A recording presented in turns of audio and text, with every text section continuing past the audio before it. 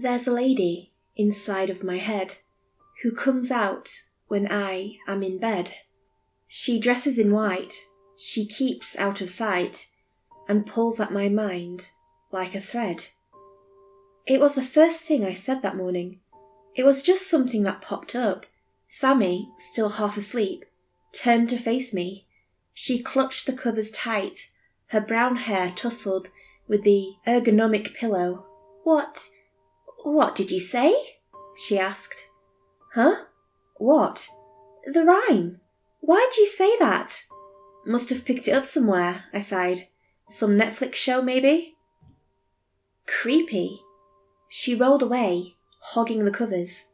I'd only slept for 5 hours, but I was still wide awake.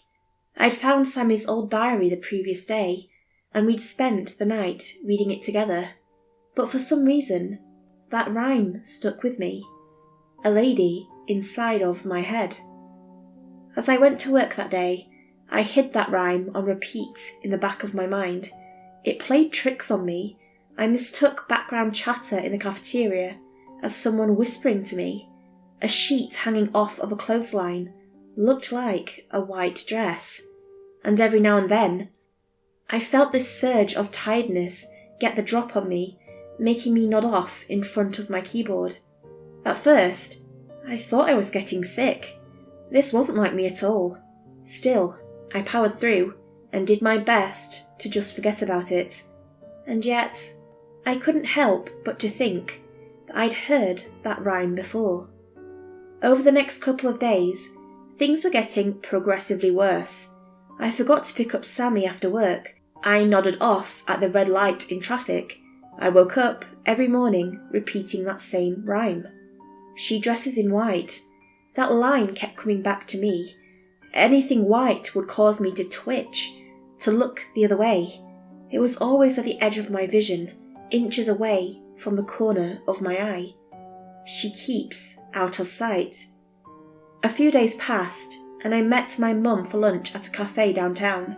She was always out to set me up with her friends' daughters. She never really liked Sammy. I forget why, but it was something small and insignificant that happened a few years ago. The moment I sat down, she was on me. Despite having the thickest glasses in the Midwest, my mum has more in common with a hawk than an old woman. Are you sleeping well? She asked. Sort of, I groaned. Been having strange dreams and mornings. You need a good woman to wear you out. Classy, Mum, I sighed. You know I'm with Sammy. She sighed and looked for her coffee order. It'd be another few minutes. So, what's so strange about your mornings? I tried explaining as best as I could without sounding like a madman. I told her about sleeping no more than 5 hours at night and waking up with that strange rhyme on my mind.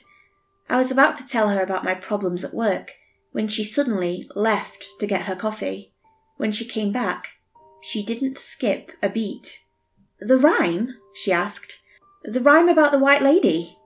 I hadn't said anything about what was in the rhyme. How the hell did she know? I froze. The lady in white who comes out at night. You mean that rhyme? She said it so casually, carefully sipping her coffee. I just nodded. Yeah, I scoffed. Yeah, that. You still on about that? What do you mean still, Mum? I've heard this 1,000 times. We've talked about this. You used to say it at the breakfast table when you were still in middle school. No, I didn't. So it's another rhyme. It's not about the lady in white. No, well, I mean... She just shook her head, sipping her coffee. As the seconds passed, she knew she'd won. This is why you need a woman. The more I thought about it, the more I remembered.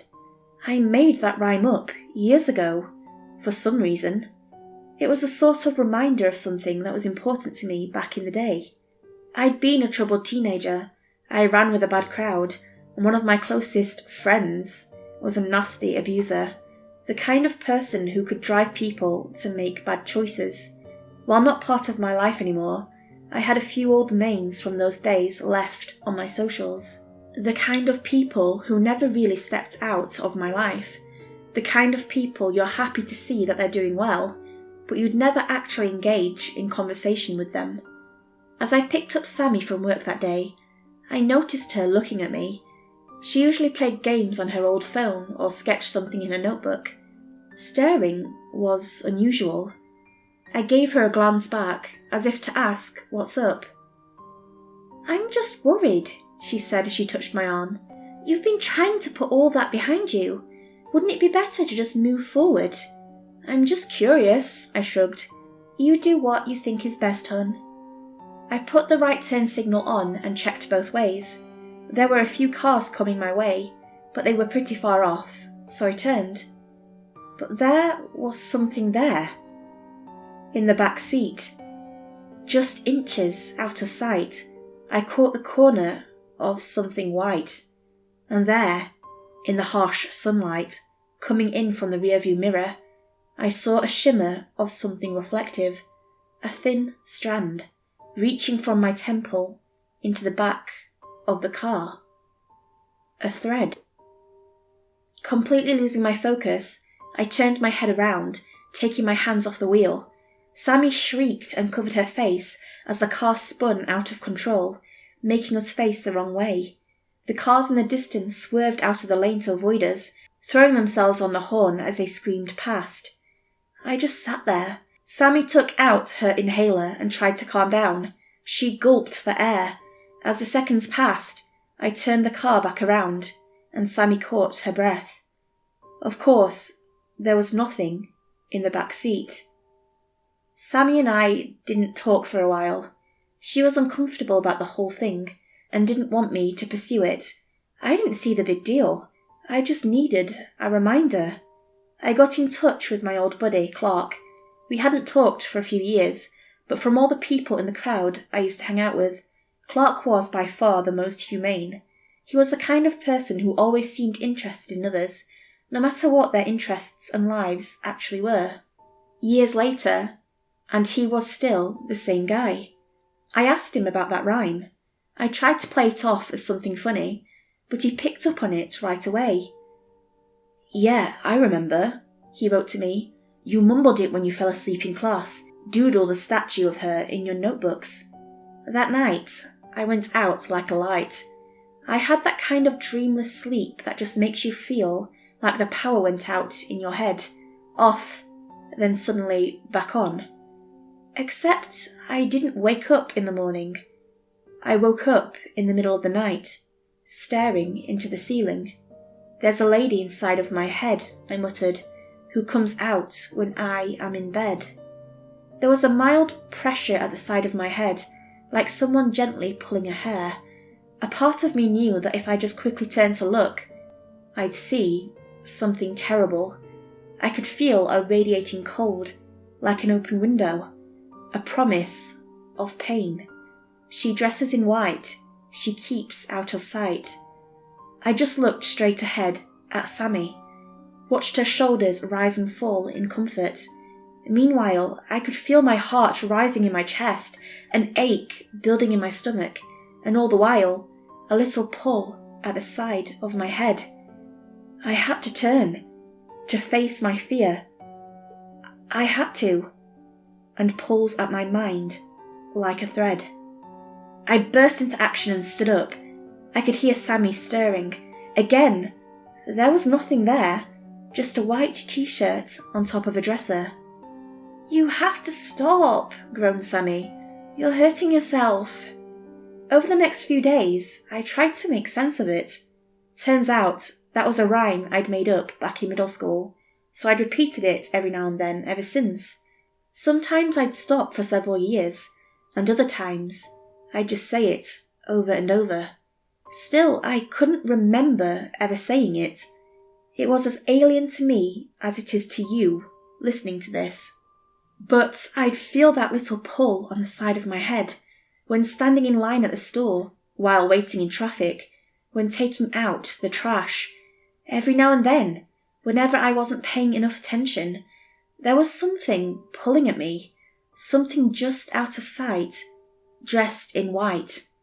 Just a little thread, a little pressure, like a knife, slowly being pushed into my heart. One day, as I was coming home from work, I drove by my mum's place. She'd asked me to pick up some groceries. Nothing much, just some butter, sandwiches, jam and such. I was feeling a little tense, like something was standing right behind me, like something was lurking at the edge of my vision. Her. But seeing my mum and her ridiculous glasses helped. It always did. I helped her put away the groceries as we made small talk in the kitchen. After her usual tirades, she stopped to look at me for a moment. I saw something in her face. Something apologetic, like she knew I was suffering. "I think we should go for a drive," she said. "You look like you need some air." She made some sandwiches, and we were on our way.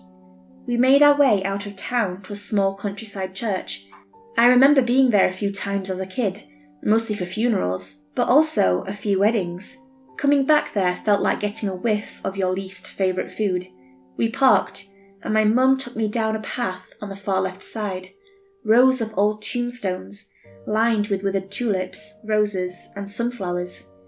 Mostly blue. We stopped by a stone I hadn't thought about in years. My dad's. "Remember the last time you saw him?" she asked. "You told me you can't remember his voice." "Still can't," I sighed. We stood there for a moment as she placed some wildflowers on the dirt. "You stopped coming," she continued. "You sort of forgot." "Kids cope," I nodded. "We don't know how to deal with this." She held my arm, and we stood there in silence. As we left, we walked by some of the graves of richer people. Tall obsidian monoliths, cherub statues, elaborate crosses with golden text, and by the exit, the statue of a beautiful woman made out of shining pearl marble. "You were always fascinated by that one," Mum said. "Always." I had such a vivid memory of it.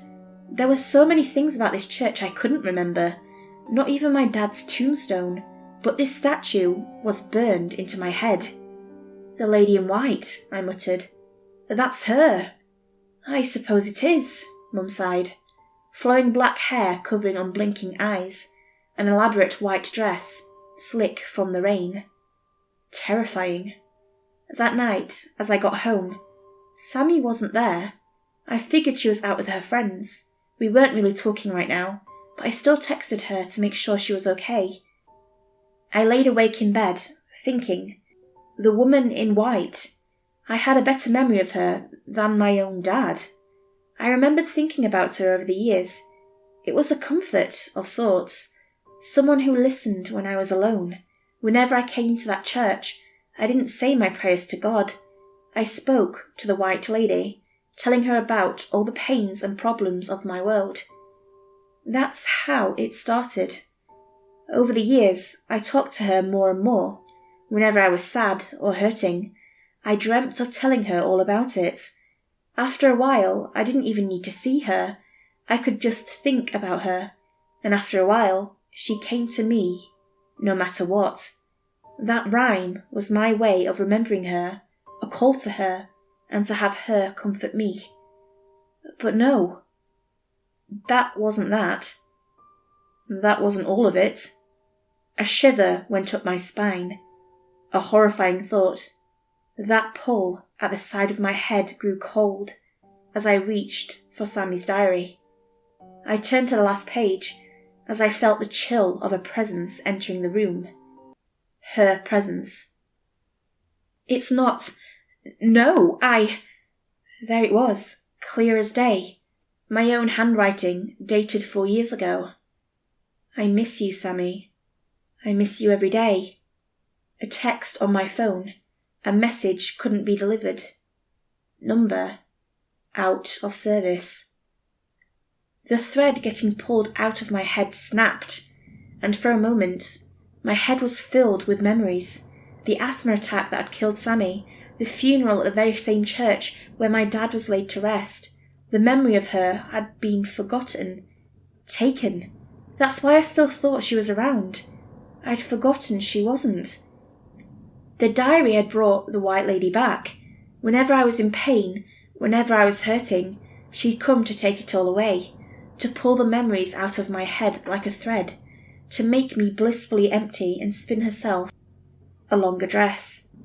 The pressure kept getting stronger as I heard myself saying it. There's a lady inside of my head who comes out when I am in bed. She dresses in white. She keeps out of sight and pulls at my mind. I felt the final words on my tongue as I slowly turned around. A whisper tickled my ears like a thread. It wasn't my voice. It was crushed glass arranged into words, a knife's edge being whispered into my soul. She was here, and it was no longer a comfort. She was standing by the side of the bed, an elaborate white dress woven from memories I'd prayed to forget, everything from embarrassing teenage nonsense to searing emotional anguish, all of it woven into this beautiful dress, a touch of which would bring it all back. She wasn't running away. She wasn't hiding anymore. She was here, in front of my eyes. An unmoving, unblinking face, sculpted black hair, unmoved by wind, spinning a thread between her fingers, reaching all the way to my soul. She touched my arm. I felt the weight of my pain in her, a being that had come to life from an image, a rhyme, and ceaseless sorrow. She was still pulling threads out of me. I could feel black spots forming in my memory. Not just painful things, but what I'd had for dinner last night, the last time I was at a bachelor party, the name of my friend's dog. It was all being stripped out of me, and she was going faster and faster. By the time I realised what she was doing, the threads spinning around her fingers were so many that they formed a braid. I rolled out of bed, feeling my head being pulled back. I struggled to get away, forcing myself into the hallway. Like a thread, she whispered. Where did I work? What was my favourite food? I stumbled through the kitchen and out of the front door. I could hear her. She was trying to pull it all out of me. All of it. I couldn't remember my birthday, and my chest ached. Oh God. I barely felt the gravel under my feet. I had to get away, whatever it took. I was forgetting the past few minutes. I forgot why I was running. I ran headfirst through traffic, feeling the wind of passing cars, screeching tyres, last-second horns blaring as I tumbled over the railing at the other side. Flashes of consciousness, falling down a hill, scratching my knee on a fallen tree, hands brushing tall grass, and there, at the edge of a lake, I forgot how to run. The pull was so strong. I knew that she'd reach the bottom of my mind, and soon, like pulling the roots of a weed. She moved behind me, ethereal and real. She was making herself corporeal, taking all that is me and turning it into her. Maybe everyone would forget about me, the way I'd forgotten about the world. Flashes of panic washed over me as I realised what I was about to lose. I was dying, in so many ways. I got to my feet as I felt the words fall out of me, slowly being forgotten. There's a lady inside of my head, I cried. I stepped forward, pulled by her marble hands. She was greedy, hungry, excited to turn to flesh. Who comes out when I am in bed? Her eyes were moving, turning into a vivid green. My vision blurred. She dresses in white, I said, watching her beautiful dress. She keeps out of sight. A last-ditch effort. I didn't even know why I did it. And pulls at my mind.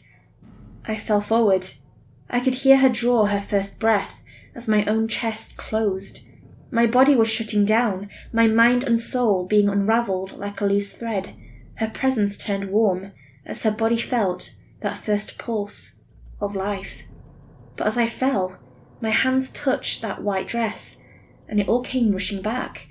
It absorbed into me, into my hands, my face, my chest, decades of unbearable loss coming back to me all at once. Anxieties I'd pushed away seeped into the cracks in my mind. Anxiety and sorrow, burning like a hot iron. I just laid there, screaming, begging for someone, anyone, to kill me, for the White Lady to end it, to take me away. But no, she was gone. I'd forgotten the rhyme. This was a couple of years ago. I've been to therapy 3 times a week since then. Dr. Bogan tells me I'm in steady recovery. I'm coming to terms with all that I've tried to forget, and accepting the things I've chosen to leave behind. She's the first doctor that didn't just dismiss me as having a breakdown or calling it a coping mechanism. This was too complicated. While she doesn't tell me she believes that the Lady in White was truly physically real, she has no doubt in her mind that I was on the edge of disappearing, in one way or another. But then there was this time a few weeks ago. I'd taken a number at the bank and was waiting for my turn. The lady in front of me had probably been there for half an hour. She'd fallen asleep in her chair, clutching her number. "Number 4, the clerk called out. As the lady slowly came to, I heard her mumble, like a thread. Then she smiled, put her number away, and walked off. Maybe the White Lady found a new victim, trying to make herself real again. Maybe she just wanted to remind me that she's still out there.